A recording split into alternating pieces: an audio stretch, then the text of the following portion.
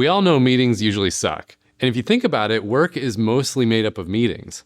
So here's the thing, if you want work to be better, it's actually really simple. Just make meetings better.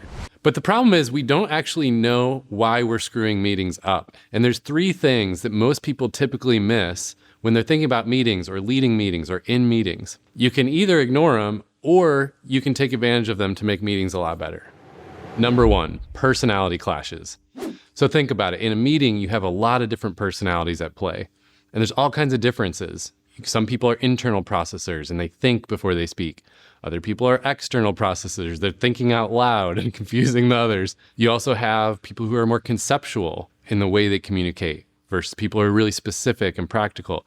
You get the point. There's a lot of personalities, and the bigger the meeting, the more complex it is. In a meeting, we're all trying to accomplish one shared thing together, yet we're all coming at it from different angles. And the clashes start to happen, but it's invisible. You don't know it's happening in the room until you leave the meeting and go like, what happened? This was totally dysfunctional, or there's a lot of confusion and then a lot of mess we have to clean up later. So one of the main things we see in meetings over and over as we work with clients in all kinds of different companies and teams is people tend to come into meetings in one of two categories. They are either a brainstorming type where they like to come up with ideas, or they're a closing type where they like to make decisions and plans.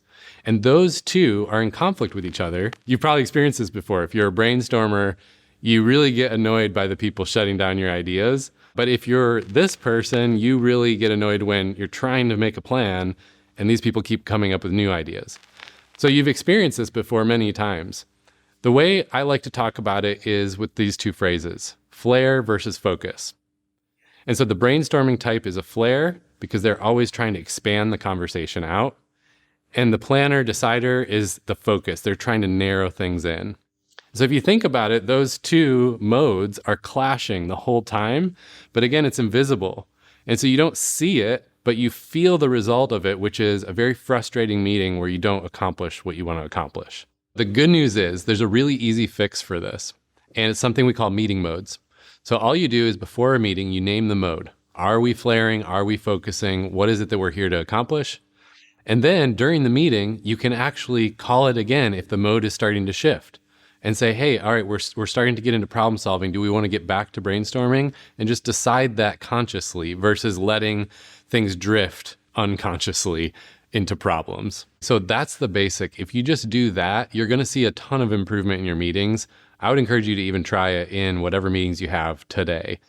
But of course, there's a lot of nuance to this stuff. Sometimes there's different problems you need to work through. If you want to dive deeper into that, grab the resource we have in the link below. It walks you through all the little scenarios that you might encounter.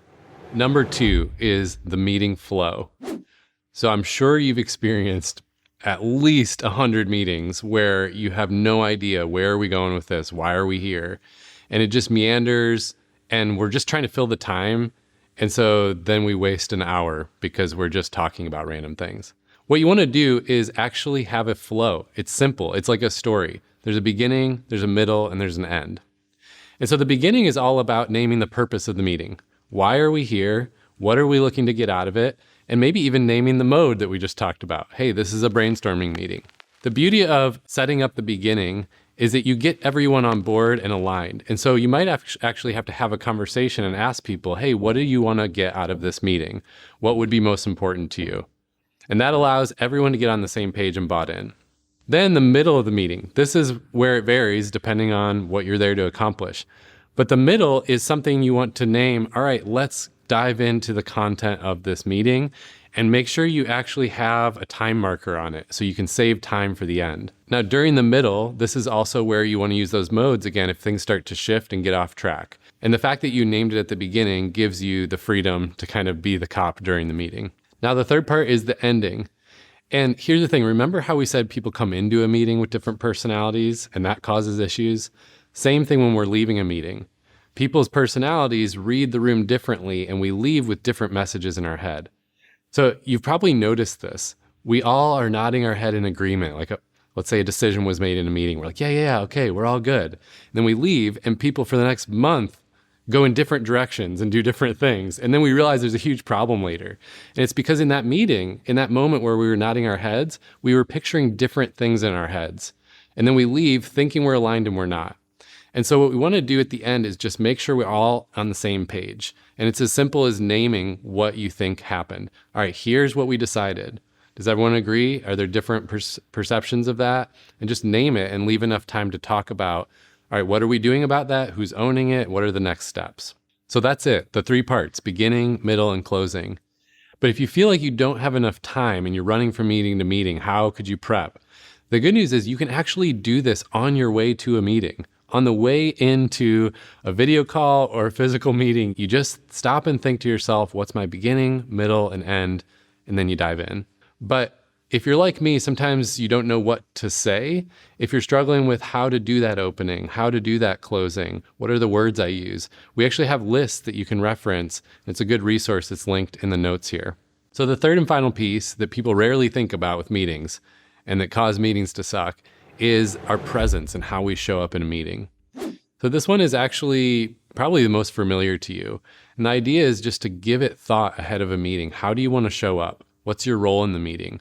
What do you want people to take away or get out of the meeting? And then show up with an intentional presence instead of a reactive presence that might be based in how you're feeling in that moment or in that day. So I know for me, a lot of times this just means if I'm stressed out and I'm not thinking intentionally how I want to show up, I carry that stress into a meeting. And especially if I'm leading the meeting, it influences everyone else and it just ruins the whole vibe. And so I just need to stop and check myself ahead of time.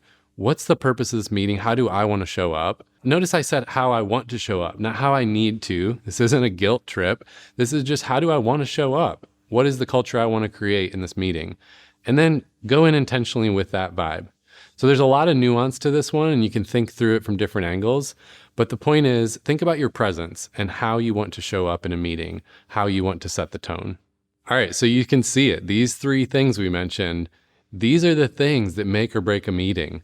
And it's really simple stuff, but you just got to make that shift to say, I want to be intentional. I want to make meetings count. Think about this. What is the worst meeting you've ever had? And then think about what's the best meeting you've ever had? What if you could be the person who's turning those bad meetings into great experiences? And it's these little shifts that can go a long way. And so instead of meetings sucking, they could actually be great. They could be fun, fulfilling, and productive. And so again, we've got a resource link below that really dives deeper into this topic. There's all kinds of nuance. There's all kinds of Q&A and scenarios to think through. And if you want to grab that and check it out, it'll help you dive deeper and really make the most of these meetings. But again, go ahead, take the next step. Whatever you got out of this video, I want you to implement it today and see what happens.